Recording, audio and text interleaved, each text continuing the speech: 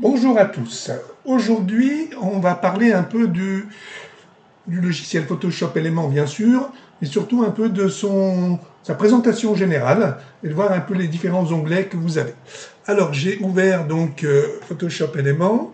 J'ai choisi trois photos, vous voyez ici en bas, et je suis passé en mode rapide cette fois.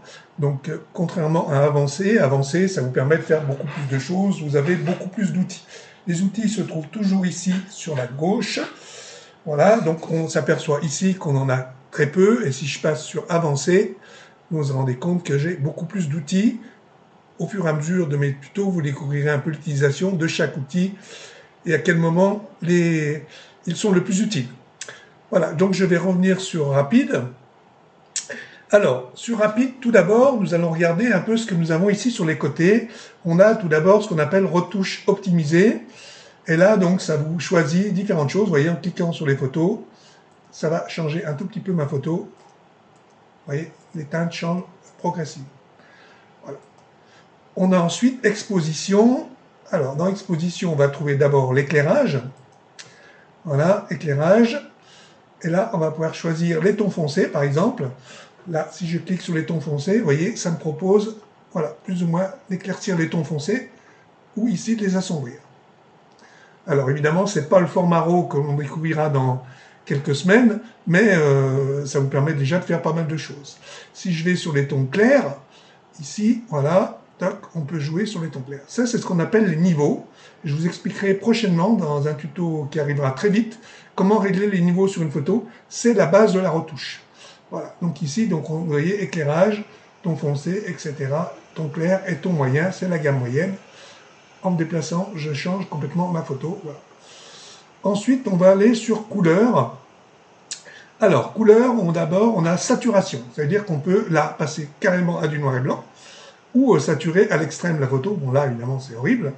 Mais on peut passer par différents intermédiaires. La photo d'origine, c'est celle-ci. Si je vais là, vous voyez, hop, au fur et à mesure, je sature mes couleurs. Voilà. Et si je repars dans l'autre sens, là, je désature mes couleurs. Voilà. Teinte. Alors, teinte, pareil, je pars de ma photo d'origine. Je vais ici, on s'aperçoit qu'on change complètement les teintes de la photo. Voilà. Hop. Ici, pareil. Voilà. Alors, évidemment, ce n'est pas toujours très utile, mais ça dépend si on veut faire un effet particulier sur une photo, pour un diaporama ou pour un montage photo, ça peut être intéressant. Ensuite, nous avons vibrance. Alors, vibrance, ça va jouer un peu sur la netteté de la photo, ça va vous donner un petit peu plus de piqué à la photo. Vous voyez, si je vais ici aux extrêmes, vous voyez, les rochers sont beaucoup plus détaillés qu'ici, par exemple. Voilà, et les couleurs sont un peu moins saturées. Voyez, voilà. Je pars d'ici, et je vais là, vous voyez, ça joue aussi. Alors, ensuite, nous avons balance. Alors, balance, température, bah, c'est votre fameuse balance des blancs que vous avez sur votre appareil photo.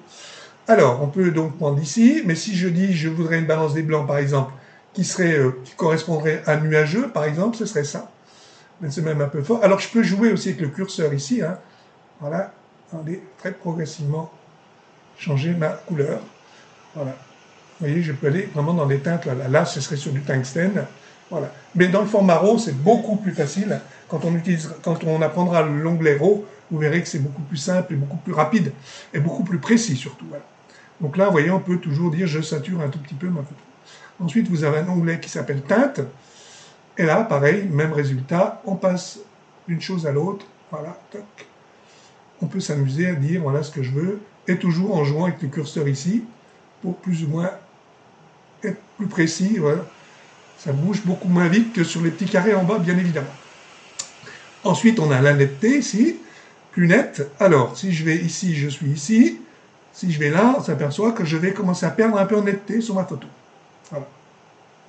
Alors, si je veux m'en rendre compte, il y a une astuce, c'est de grossir la photo. Alors, pour grossir la photo, vous avez la loupe en haut, mais je vais vous donner une autre astuce plus rapide. Il suffit d'aller dans votre logiciel, vous allez sur Édition, Préférences, Général, et là, vous avez Zoom avec molette de défilement. Vous le sélectionnez, vous faites OK, et ensuite, quand vous revenez sur la photo, simplement avec votre molette, vous pouvez grossir, et après, vous déplacez en tenant la touche enfoncée sur la partie que vous voulez. Ça peut être bien quand on veut faire de la retouche très précise par la suite sur certaines parties de la photo. Voilà un peu les différents onglets qu'on trouve dans les réglages. Alors après, on verra dans les prochaines séances toutes les fenêtres que vous avez ici, parce que là, vous avez tout un tas de fenêtres, calque, effets, favoris, filtres, graphiques, histogramme, historique, etc. On détaillera ça progressivement dans chaque tuto. Je vous apprendrai un peu à utiliser toutes les fonctions des palettes que vous avez ici. Hein. Voilà, vous voyez, si j'affiche pour donner une idée, fenêtre ici, par exemple, calque, je vais avoir fenêtre calque ici, je valide, et je vais avoir... Alors, par contre, c'est que sur le mode avancé, bien sûr.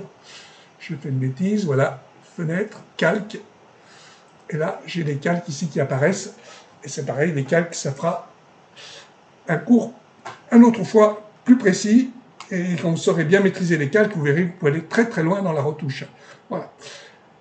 Voilà pour aujourd'hui, ces différentes fenêtres. Donc, on récapitule, rapide, ça vous permet de faire des retouches vraiment vite sur des photos JPEG, bien sûr, et avec ici tout un tas de fonctions, exposition, éclairage, couleur, balance, plus net, et avec quelques outils ici, dont l'outil recadrage, l'outil texte, voilà, l'outil redressement, ça c'est quand vous avez une ligne d'horizon qui penche, hein, on verra plus tard comment ça fonctionne, différents outils, et la baguette magique aussi, sélection rapide, voilà, donc pour sélectionner qu'une partie de la photo, mais ça fera l'objet de différents tutos.